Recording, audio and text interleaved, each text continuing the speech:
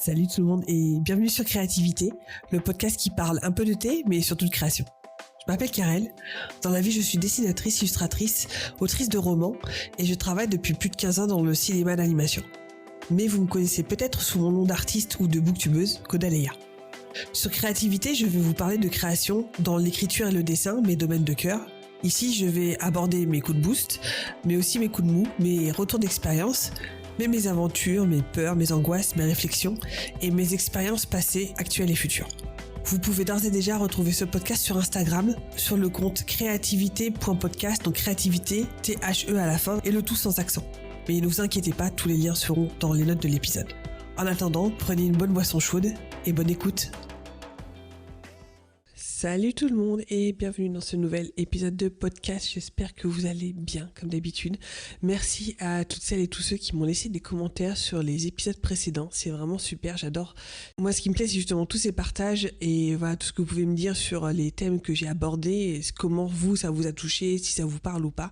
Bref, c'est vraiment un des trucs que je préfère dans cet exercice-là.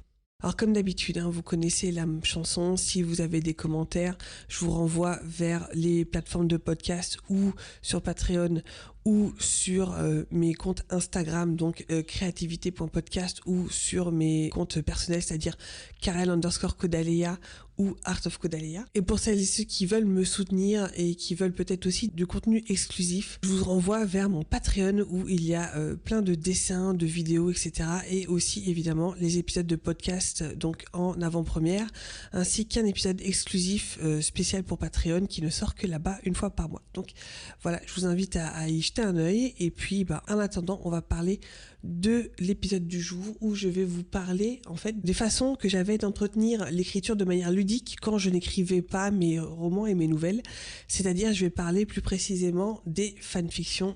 Mais en attendant, je vais vous parler du thé du jour / le thé de la semaine.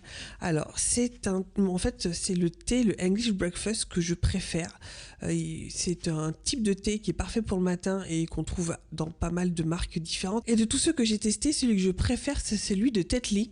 Donc c'est celui qui est bleu et jaune, le English breakfast, le thé noir anglais, qui est assez sympa justement le matin quand je ne sais pas du tout, quand je n'ai pas tous mes thés à disposition et quand j'ai besoin de boire un thé et non pas un chocolat, parce que moi je suis plutôt team chocolat le matin. C'est vers ce thé là que je me tourne pour les thés du petit-déj. Alors maintenant, revenons à nos moutons et parlons donc des fanfics et des forums RP. Mais avant de parler de ces deux-là, je voulais revenir très très vite sur un troisième jeu d'écriture qui justement m'a aidé à entretenir la flamme comme ça. C'est justement des jeux d'écriture avec une autre amie, donc avec Louise, Louki si tu m'entends, si je te fais des bisous. Louki est une amie très très proche qui a aussi écrit notamment des romans et des nouvelles qui sont vraiment excellents. Son genre de prédilection, c'est plutôt la fantasy humoristique, un peu dans le genre de Terry Pratchett et Princess Bride, voilà, pour vous donner une idée. Et en fait, avec Louki, il y a quand même pas mal de temps, nous avons fait des jeux d'écriture, c'est-à-dire que elle et moi, avec d'autres amis, nous avions créé un fan clan, c'est-à-dire un clan de fans dans l'univers des Gargoyles. Vous savez peut-être à quel point Gargoyles est important dans ma vie et important dans mes fandoms, on va dire. Nous avions créé donc des personnages de ce clan parisien, de ce clan français. Donc moi j'avais mon personnage, Louise avec son personnage, Amaury avait son personnage, même moi j'en avais deux en fait. Ça rejoint quand même un petit peu le forum RP, puisqu'en fait ce fan clan était destiné à la base pour faire du forum ensemble, enfin pour faire du RP ensemble, pour faire du roleplay. Mais au final on a peu joué et j'avoue que elle et moi on était assez frustrés parce que ce qui fait que c'était une jolie coquille vide si vous voulez, où on avait un petit peu joué des aventures ensemble, mais au final on avait juste en gros les backstories de nos personnages qui à un moment T vivaient ensemble, formaient un seul clan. Et en fait c'était comme je vous disais une petite coquille vide et on avait décidé de se lancer dans des jeux d'écriture pour justement essayer de remplir ce vide et de créer des souvenirs en commun. Donc ce qu'on avait fait, c'est que on s'était donné des challenges, c'était des challenges d'écriture où on partait donc avec les mêmes personnages. L'idée c'était de créer des souvenirs en commun et on se laissait une semaine pour écrire une petite nouvelle, alors vraiment de la longueur qu'on voulait. Il y a eu des petites, il y a eu des grandes. On se donnait les mêmes thèmes pour écrire, c'est-à-dire par exemple le moulin, voilà. Le jour où mon personnage a rejoint le clan, ou alors on avait fait une fic sur, par exemple on avait un griffon qui était l'animal de compagnie du clan, donc on avait une journée dans la vie de ce griffon là. On avait juste ça et on avait aussi 3 mots photos obligatoires à placer dans la fanfic. Et hop, rouler jeunesse, pendant une semaine, chacune écrivait de son côté la petite nouvelle et on revenait une semaine après, on échangeait le texte et on découvrait ce qu'avait écrit l'autre. Et à chaque fois, c'était une poilade. On s'est vraiment marré et ce qui était chouette, c'est que justement, on créait comme ça des souvenirs en commun. Petit à petit, on en a écrit 4 ou 5 comme ça. Et voilà, ce qui fait que 4 ou 5 fois 2, puisqu'on écrivait toutes les deux. Alors si nous, on l'a fait à 2, mais à la limite, si vous êtes 3 ou 4 à faire un peu le même principe, c'est quand même vachement chouette.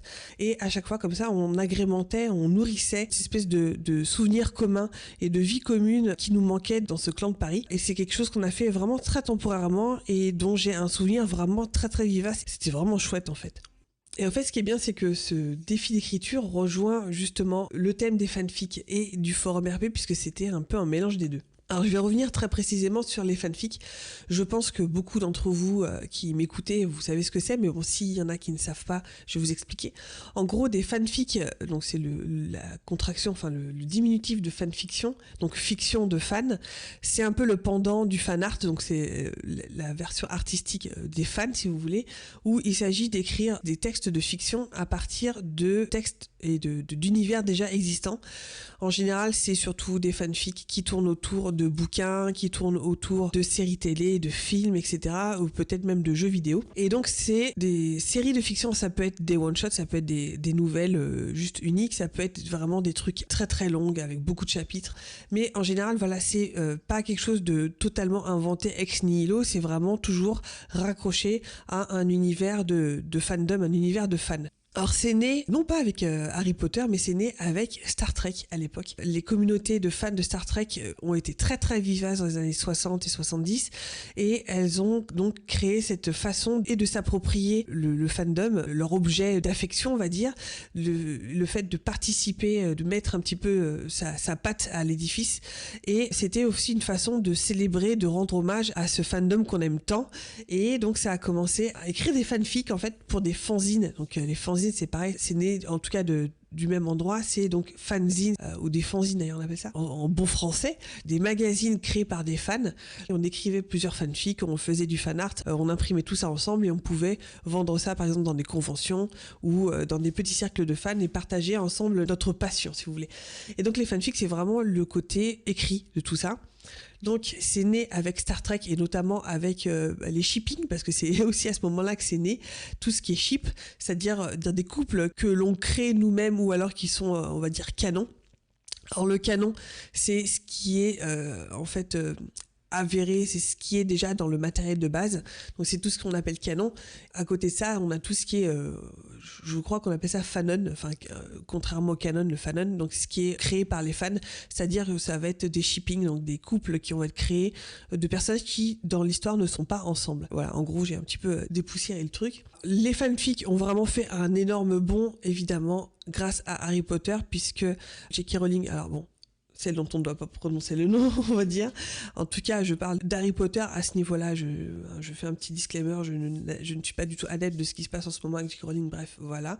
Mais voilà, je voulais revenir sur ce truc-là, puisque ça a aussi fait partie de mon historique d'écrivaine, en fait, comme beaucoup d'auteurs et d'autrices un petit peu de ma génération et peut-être un petit peu plus jeunes, puisque c'est les premières fanfics que j'ai écrites, c'était du Harry Potter. Il faut savoir que pour les fanfics, il y a des auteurs qui acceptent que les fans s'approprient leur univers et en fassent un petit peu ce qu'ils veulent. Et il y a aussi beaucoup de n'importe quoi, on va pas se cacher derrière notre petit doigt. Comme par exemple J.K. Rowling qui accepte notamment que donc, comme je vous disais, les fans s'emparent d'Harry Potter et de l'univers, Star Wars aussi par exemple. Par contre, il y a des auteurs qui détestent ça et qui ont refusé catégoriquement justement tout ce côté-là. Par exemple, George R.R. Martin ne veut pas qu'on fasse ça avec le Trône de Fer. Il fut un temps aussi, Anne McCaffrey ne voulait pas non plus qu'on fasse des fanfictions à partir, et du fan art aussi, à partir de ses œuvres, donc des Chevaliers Dragons de Pern. Donc ça n'a pas empêché de faire du forum RP, je reviendrai là-dessus. Mais en tout cas, voilà, ça veut dire que dans certains fandoms comme ça, qui sont très très populaires, il y a très très peu de fanfic et de fan art parce que les auteurs ont mis un frein à ce niveau-là, ce qui est aussi leur droit, ce qui est aussi un petit peu dommage parce que quelque part les fanfics et les fan art sont une manière underground de faire vivre la franchise et de faire vivre très longtemps, puisque c'est aussi beaucoup par ça que Harry Potter a continué à vivre au-delà comment dire, des films et des livres. Star Wars aussi, c'est pareil. Il y a beaucoup de gens qui ont créé leur personnage Star Wars pour du RP, pour du jeu de rôle ou pour des fanfics. Donc c'est aussi ça qui fait vivre la franchise dans le temps. Bref.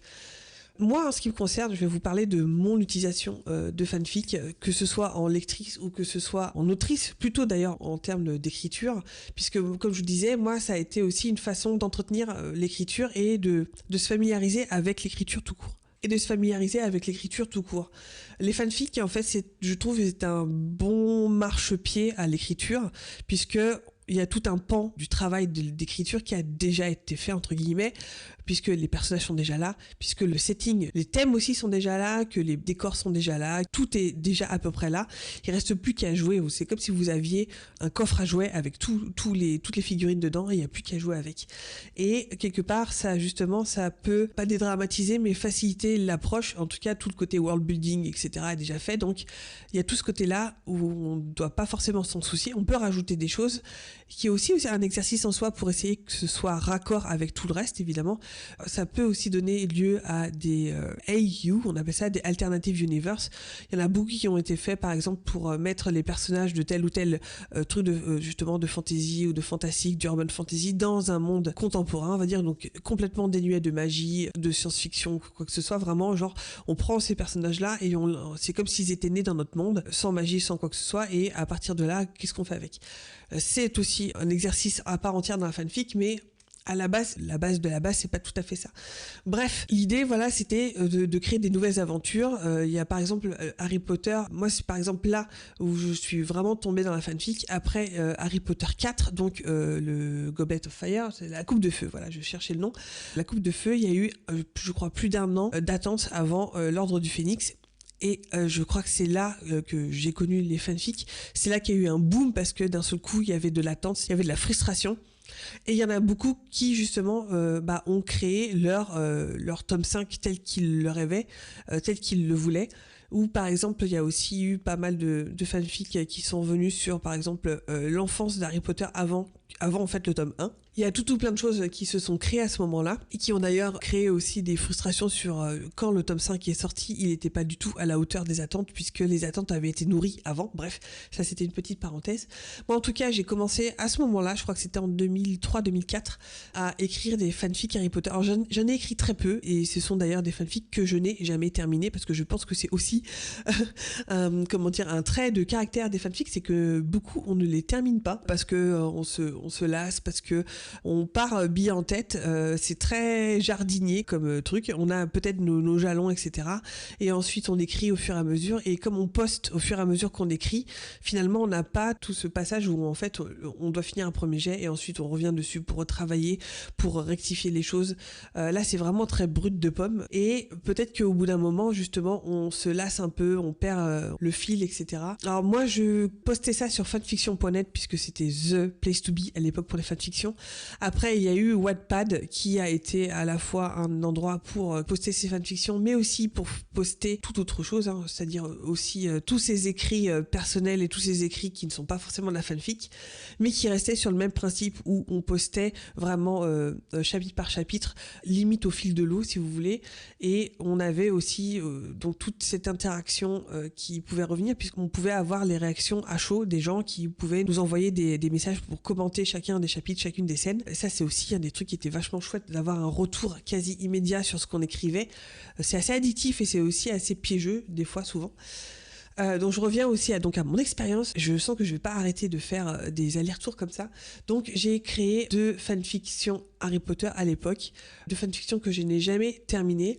Il y a eu ensuite, mais très très longtemps après, une fanfiction Grimm, que celle-ci, c'est la seule que j'ai terminée d'ailleurs, et c'est la seule dont je suis assez fière d'ailleurs. Je l'ai écrite en 2018, et c'était aussi un moment où j'écrivais Versipellis, et j'étais bloquée dans un gros chapitre que j'arrivais pas à démêler, mais j'avais besoin d'écrire, j'arrivais pas à écrire dans Versipellis, il fallait que je déverse mon envie d'écrire dans autre chose, et c'est avéré que j'étais à fond dans Grimm. C'est une de mes séries fantastiques, vraiment préférées, même encore maintenant je me la remets, d'ailleurs je suis en train de la regarder en ce moment, de faire un marathon Grimm. En gros, c'est une histoire histoire donc fantastique où on suit les aventures d'un policier à Portland aux États-Unis qui découvre qu'il est l'héritier d'une longue lignée qui remonte quasiment au Moyen-Âge, donc de Grimm, qui sont en fait des familles assez spéciales qui vont en fait tuer les Wesen, qui sont des créatures tirées des folklores, notamment des contes de fées et notamment de Grimm, où en gros tous les monstres qu'on voit dans les contes de Grimm et dans le folklore, etc., existent vraiment. Donc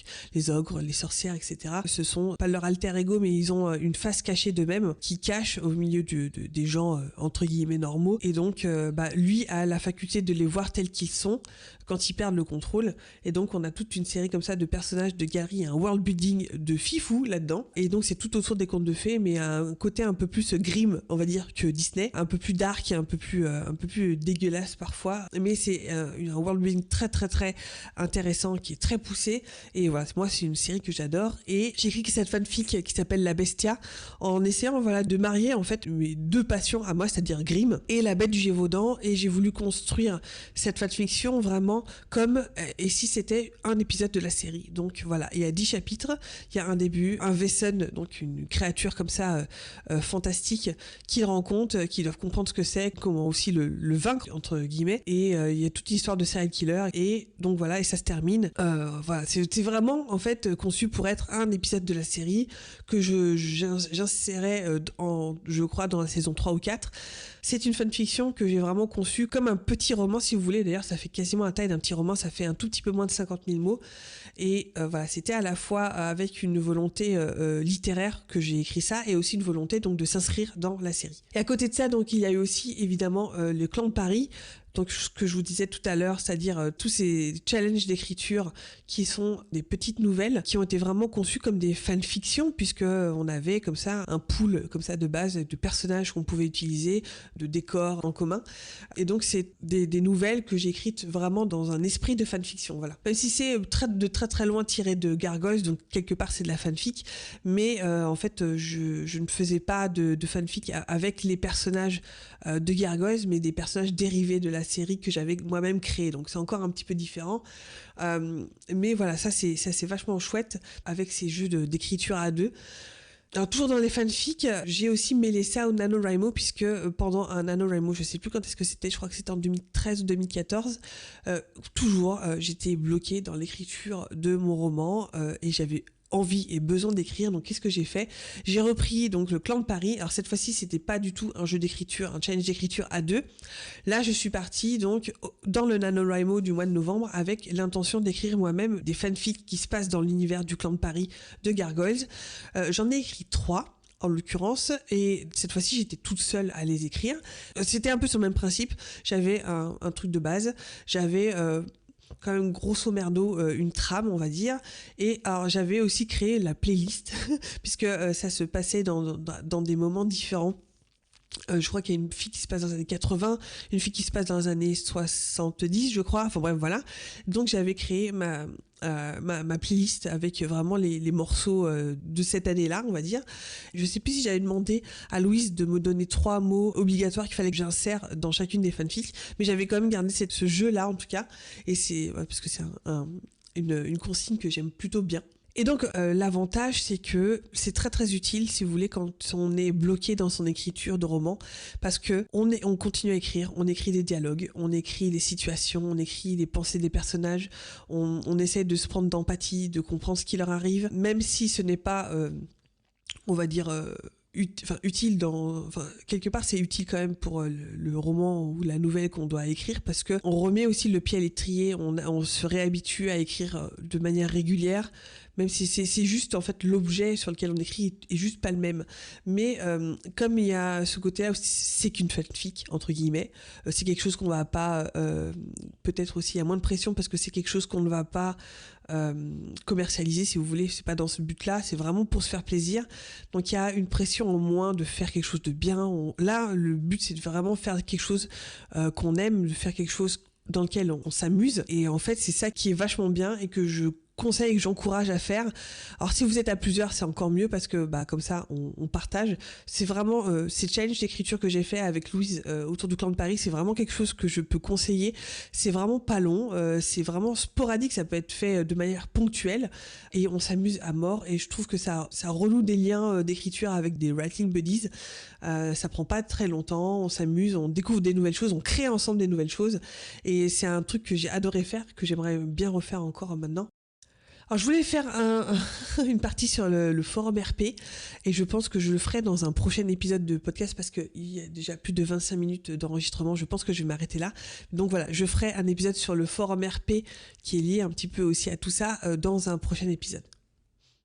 Voilà, j'espère que cet épisode sur les fanfics vous aura plu. C'était plus long que je ne pensais puisque à la base je voulais faire aussi sur le forum RP. Bref, si vous aussi vous avez peut-être écrit des fanfics, lu des fanfics, etc. Dites-moi si ça vous a, qu'est-ce que ça vous a apporté, qu'est-ce que vous avez aimé dans cet exercice-là, qu'est-ce que vous n'avez pas aimé peut-être aussi.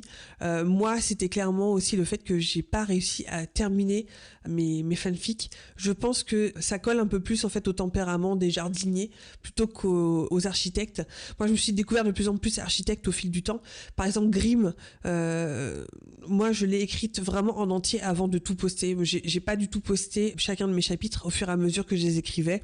J'ai vraiment vu cet exercice-là comme un exercice d'écriture vraiment à part entière, c'est-à-dire que j'ai fait le premier jet, j'ai fait la bêta lecture, j'ai ensuite réécrit, etc. Et ensuite, uniquement à la fin de cet exercice-là, je l'ai posté. C'est peut-être ça aussi la différence qui fait que voilà, je sais qu'il y avait 10 chapitres. Du coup, ça m'a pris du temps parce que je crois que ça m'a pris 1 an pour l'écrire, cette fanfic.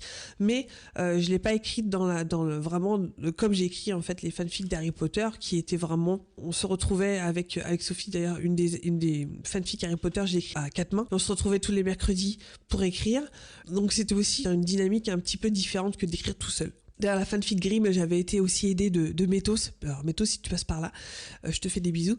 Mais qui m'a aidée notamment à la planification tout au début de la fanfic. Lui, il a pas forcément écrit, c'est moi qui ai écrit tout le reste, qui ai vraiment fait le premier jet, etc. Mais du coup, comme il m'a aidé à mettre en place l'histoire, la planification, etc., il a été celui qui m'a bêta lu. Il a fait partie de cette fanfic-là, mais il ne l'a pas écrite avec moi, voilà. Bref, je suis en train de partir dans tous les sens. J'étais partie pour vous remercier pour votre écoute. Si vous avez écrit vous aussi des fanfics, n'hésitez pas à me dire ce que vous en avez pensé, si vous avez trouvé ça facile ou pas, si vous avez des choses que vous n'avez pas aimées. Je me répète encore, mais voilà. Plus on va discuter, plus ça va faire plaisir et plus voilà, engageons la conversation autour de ça. Je referai donc un épisode sur le forum RP, vous inquiétez pas, et puis voilà. En attendant, écrivez bien, dessinez bien et je vous dis à la prochaine dans un nouvel épisode. Gros bisous! Merci d'avoir écouté cet épisode. Si vous appréciez ce podcast, n'hésitez pas à laisser un commentaire sur mes réseaux ou 5 étoiles sur votre application de podcast préférée. Et si vous voulez engager une conversation, vous pouvez d'ores et déjà me trouver sur mes comptes personnels, Instagram, Twitter ou Twitch, sous le nom de Kodaleya, et sur le compte Instagram de ce podcast, Créativité, THE, tout sans accent, .podcast. Je vous dis à la semaine prochaine et d'ici là, créez avec passion. Bye!